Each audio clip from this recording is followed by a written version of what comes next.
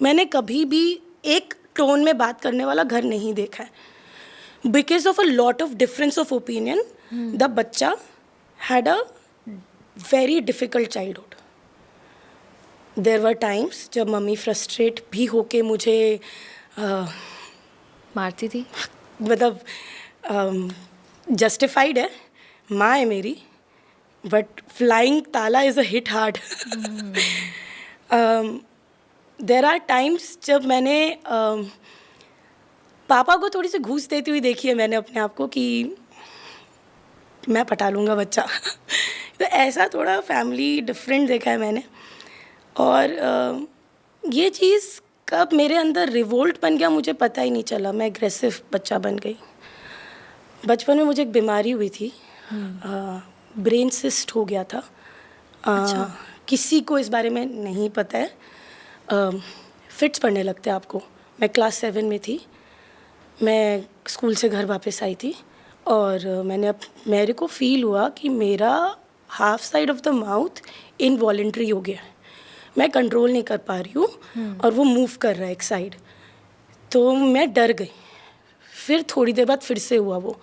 इस बार मेरा पूरा मुंह एक साइड शिफ्ट करने लगा और मैं कंट्रोल नहीं कर पा रही थी।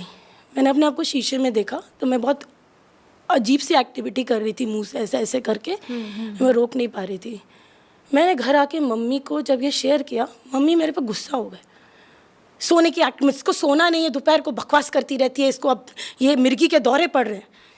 See that's a normal, please understand, मैं मम्मी के लिए कुछ गलत नहीं बोल रही। It's a normal parent reaction, can happen. हम थे भी बदमाश, हमारे पे इल्ज़ाम लगना चाहिए। और फिट पड़ने लगा।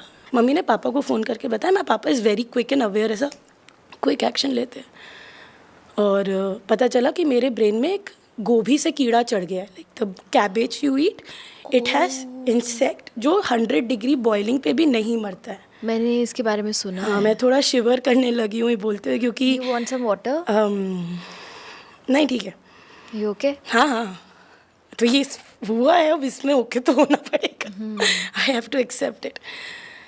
बड़े डॉक्टर्स को दिखाया यार, फिट पड़ते थे रोज़, दौरे पड़ते थे रोज़। अनकंट्रोल्ड, मेरी बॉडी कंट्रोल में नहीं है। मैं ज़मीन पे गिर के लाचार तड़प रही हूँ। एंड आई कैन फील, मतलब जब तक मैं पास आउट नहीं हुई, I know that what's happening in my body. मैं बस मूव नहीं कर पा रही, इनवॉलेंट्रीली मूव किए जा रही हूँ। तो फिर दवाई ववाई लगी, टेग्रेटाल करके दवाई लगी।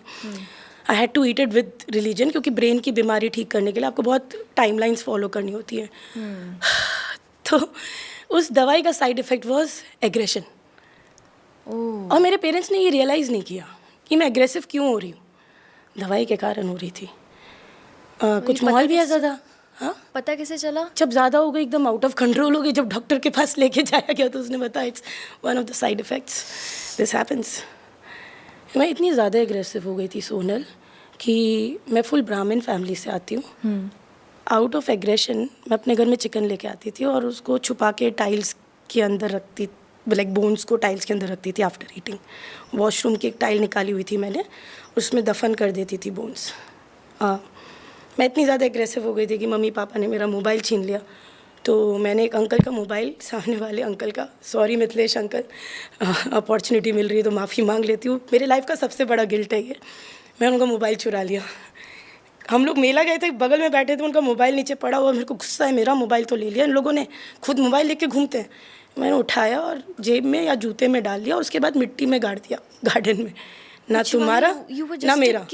You were just a kid. 8, class 8, teenager, 13-14 years. और मैंने उसको मिट्टी में गाड़ दिया। ना तुम्हारा मोबाइल ना मेरा मोबाइल, दोनों इक्वल।